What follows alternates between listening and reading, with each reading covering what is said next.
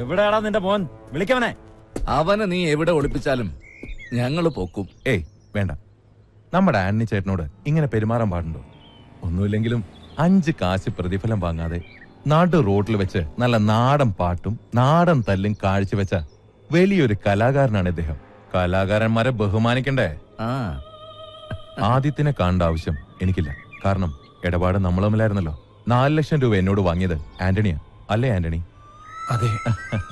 കേട്ടോടാ, ആന്റണി സത്യസന്ധന.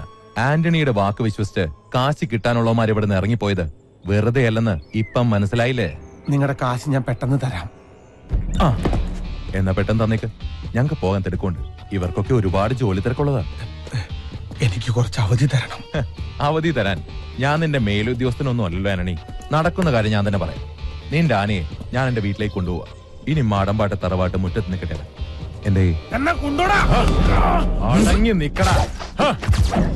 തടയാൻ വരരുത് ആന്റണി.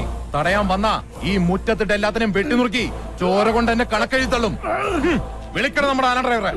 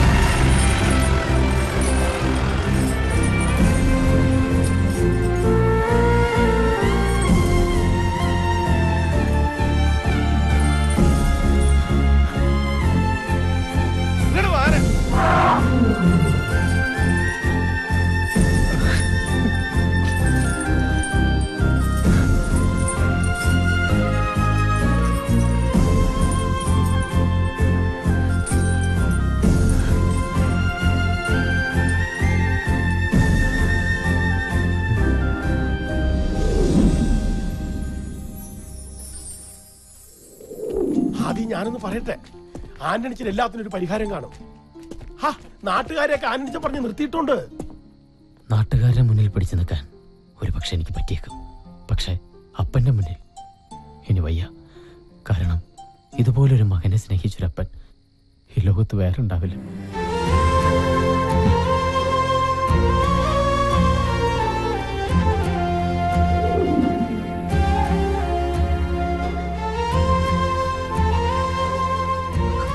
ലക്ഷ്മിയെ, കരയണ്ട. ഇപ്പൊ അവൻ ഇവിടുന്ന് മാറി നിൽക്കുന്ന തന്നെയാ എന്തുകൊണ്ടും നല്ലത്. നീ കരഞ്ഞു വെറുതെ എന്നെ വിഷമിപ്പിക്കില്ലേ?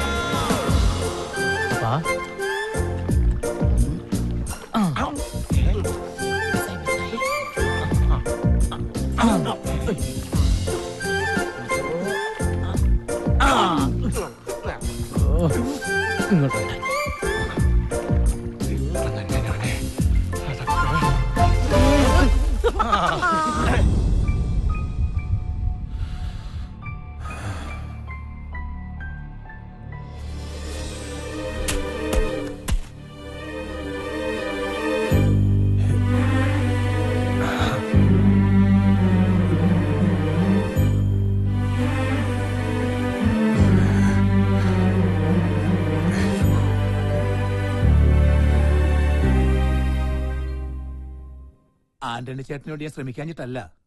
ചേട്ടനറിയാലോ, എന്റെ ഈ സ്ഥാപനത്തിലൂടെ ഞാൻ കാരണം പലർക്കും ജോലി ലഭിച്ചിട്ടുണ്ട്. ഈ നാട്ടിൽ തന്നെ പലർക്കും ഡ്രൈവറെ ആവശ്യമുണ്ട്. അവരെയൊക്കെ ഞാൻ വിളിച്ചതാ. പക്ഷേ ആനണി ചേട്ടന്റെ പേര് പറഞ്ഞപ്പോ പലർക്കും താല്പര്യമില്ല. അത് മറ്റൊന്നും കൊണ്ടല്ല, ലക്ഷങ്ങളുടെ കടക്കാരനല്ലേ, ആ പേടി കൊണ്ടാ. നിന്നെ അതെ, ഇന്നത്തെ പത്രത്തില് ഡ്രൈവറെ ആവശ്യമുണ്ടെന്ന് പറഞ്ഞ് ഒരു പരസ്യമുണ്ട്. പക്ഷെ ഇവിടെ ഒന്നുമല്ല, അങ്ങ് നഗരത്തിലാ. അവിടെ ആവുമ്പോ ആനണി ചേട്ടനെ ആർക്കും അറിയില്ലല്ലോ. താല്പര്യമുണ്ടോന്ന് മുട്ടി നോക്ക്. പോയാൽ ഒരു മുട്ട് കിട്ടിയ ആനണി ചേട്ടന്റെ ലക്ക.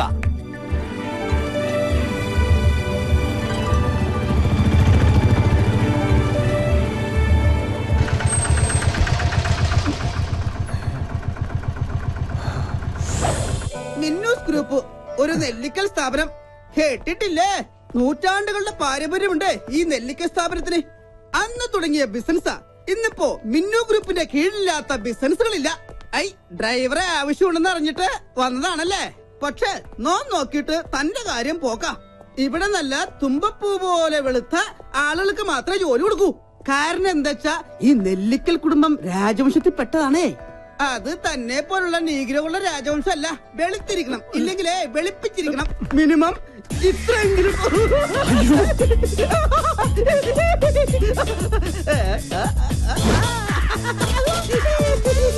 ഞാനിങ്ങനെ കുട്ടി പൗഡർ കോളേജിന്റെ പേരിൽ അഡ്ജസ്റ്റ് ചെയ്ത് പോകുന്നു.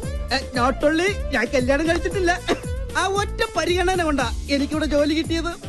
ഇവിടുത്തെ പ്രത്യേകത എന്ന് പറഞ്ഞാൽ കല്യാണം കഴിക്കാത്തവരോട് വർമ്മ സാറിനും മിന്നു മേഡത്തിനും ഭയങ്കര സ്നേഹമാണ്.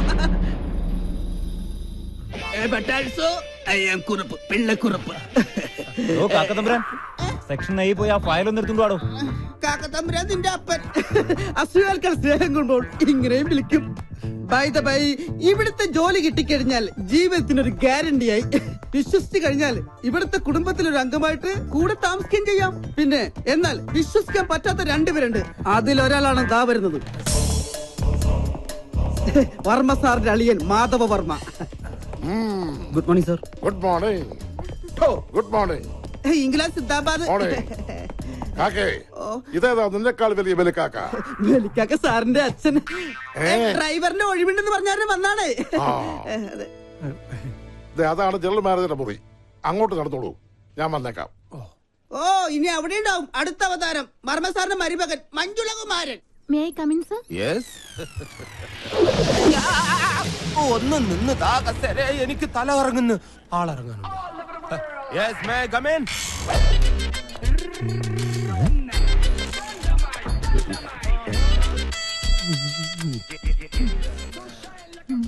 സർ, മുഖത്തേക്ക് നോക്ക്. ഈ ശരീരത്തിന് മുകളിൽ ഒരു തലയും ഉണ്ടായിരുന്നു. അത് ശരി. അതെ, കുട്ടി ഇവിടെ ജോലിക്ക് വന്നാണോ അതോ ക്യാബറ ഡാൻസിന് വന്നാണോ? ലുക്ക്, ഇമാതിരി ഡ്രസ് ഇട്ടുകൊണ്ട് ഓഫീസിൽ വന്നാൽ മറ്റുള്ളവരുടെ കൺട്രോൾ പോകും. എന്നെ പോലെ മറ്റുള്ളവർക്ക് അടക്കി പിടിച്ച് നിയന്ത്രിക്കാൻ പറ്റിയെന്ന് വരില്ല. കുട്ടിക്കറിയോ, കേരളത്തിലെ ഒട്ടുമിക്ക പുരുഷന്മാരും ഒരു പ്രഷർ കുക്കർ പോലെയാണ്. ഇമാതിരി കോലങ്ങൾ കണ്ടാൽ ആ പ്രഷർ കുക്കറിന്റെ സമ്മർദ്ദം മൂത്ത് മൂത്ത് മൂത്ത് അവസാനം നീരാവിയോട് കൂടി ഒരു വിസിലിംഗ് വരും. ആ വിസിലിങ്ങിനെയാണ് കുട്ടി സ്ത്രീ പീഡനം എന്ന് പറയുന്നത്. അതുകൊണ്ട് കാര്യമായിട്ട് സാറ് പറയുകയാണ്, മേലിൽ ഇമാതിരി ഡ്രസ് ഇട്ടുകൊണ്ട് വന്ന് മറ്റുള്ളവരുടെ സേഫ്റ്റി വാൽവ് തകർക്കരുത്. Please go get out. എന്റെ വാൽവ് ഉപ്പിട്ടൊരു സോഡ നാരങ്ങ വെള്ളം കുടിച്ചില്ല.